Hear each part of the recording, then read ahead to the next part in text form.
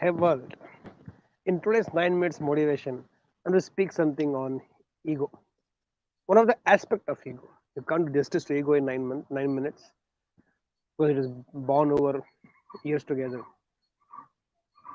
I want to share something which can be actually very helpful to all of us when it comes to in the context of ego. So today's 9 minutes motivation at 9 is inspired by people and sponsored by the Kingdom College, preparing you for life. And of course, I am Deepak here, and my life is beautiful and stay on top of it because I work as worship. See, ego is very important in life. Like every other emotion that is there, we also have this state of mind, what we call it as ego. And I think ego makes its own impact positively, also negatively, also. I'll give both the examples of positive impact of ego and positive negative impact of ego. Because you have ego, which I think everybody has. I also have my ego, and this ego makes me go for the best. It wants to be having the best for myself, and this pushes me to prove myself. Sometimes to the world, sometimes to the situation, sometimes to myself. And this ego has this positive impact which brings the best out of me. But as long as it is on the positive side, I think it's very beautiful. But ironically, it has a lot of negative impact. And that's what I want to share with all of you. See, your ego should be equivalent to your work, your performance, your personality. It makes sense. Most of us have bloated our ego bigger than us. That's the problem. When I have ego, and I always keep having this check: is my ego bigger than me, or is my ego equivalent to what I do, what I am, and what are my performances and what my results? For example, if MS Dhoni gets upset with his team and calls everybody in the dressing room and maybe speaks harshly, loudly, makes some um, comments which can be hurting to people, I think his ego is valid because he has been a captain of World Cup winning team, Champions Trophy, Test Championship, multiple times, IPL trophies, T20 World Cup. After so much you have achieved in life, I think you have an ego which is very valid. And with that, when you speak, it makes sense. That ego is valid, I suppose.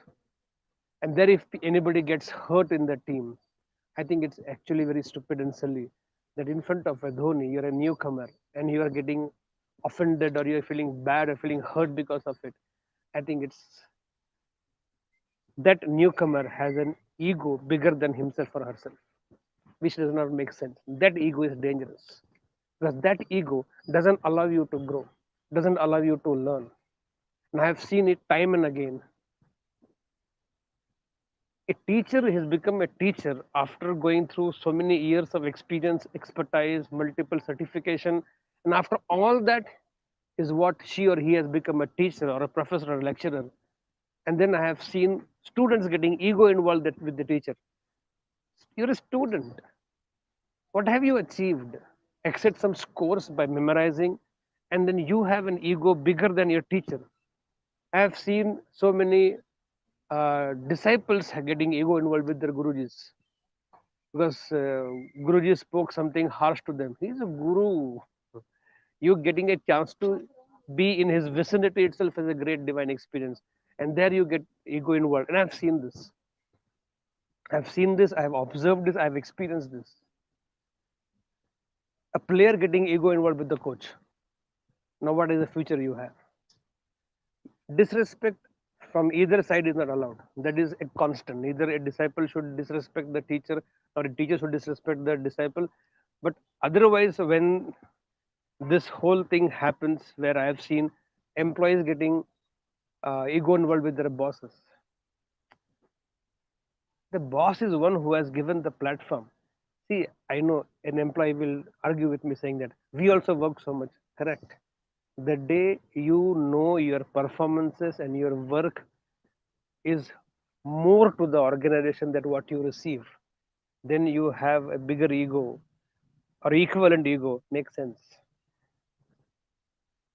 But if you have on the receiving end only taking and not giving equal to what you have received and taken, I don't think we can have ego bigger than ourselves. And this ego check at every period or very periodically is a must for each one of us. If we can do this ego check, I think our learning curve, our growth graph can keep growing up and up and up. Because when somebody in front of me is there wiser than me, and I know it, those moments I allow my ego to melt down and allow that to get that to get into me. I absorb the wisdom, and the only way I can absorb the wisdom of that wise man is not getting ego involved, but letting go of my ego. Because when ego goes, when ego comes, everything goes. Ego, everything goes. When ego goes, everything comes.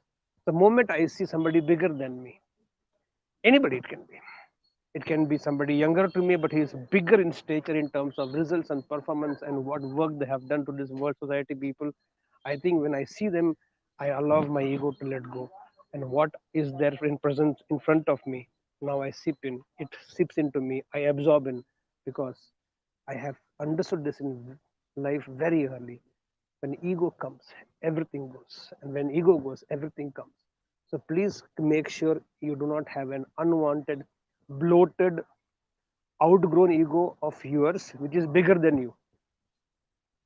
I run a college and I have this amazing thing happening in my college.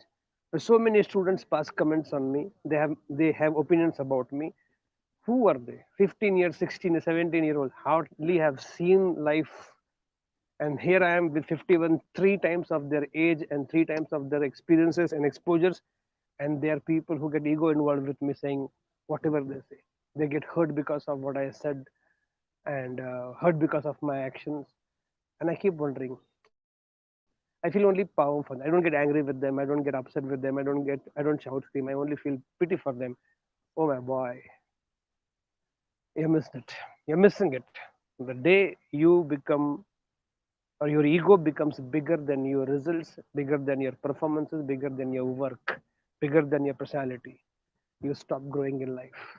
You go into a state of status quo or state of going back in life or staying there, and then your fall starts happening gradually, but definitely. If you don't want that to happen, please ensure that, because I have seen children getting ego involved with the father and mother also. You receive everything from a dad and mom, and then you get ego involved with dad and mom. Really? So how are you going to absorb the wisdom or whatever it may be? How it will come to you? They have contributed more to you than you have ever contributed as of right now. Where you have received more and not given enough, then you cannot have your ego. Ego is required, but it should be equal and equivalent to what you are worthy of. Don't allow your ego to become bigger than you, and you lost it. With that belief that we will have this ego check frequently, periodically, let's start this beautiful day together. Here we go.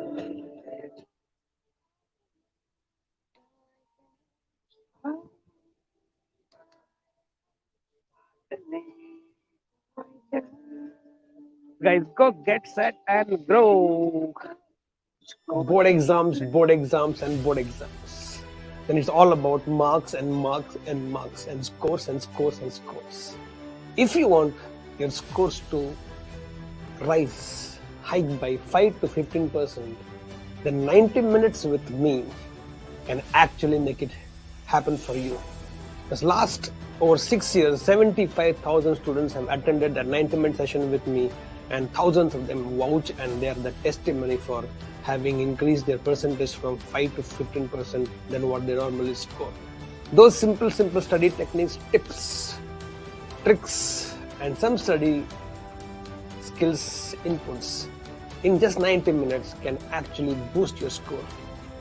And that's what all matters in life eventually. The most defining year of your life is board exams of 10th and 12th. Then I invite you for a 90-minute session with me that can boost, increase and hike your percentage by 5 to 15%. Be with me. Details are below, and wish you all the best. Look forward to see you.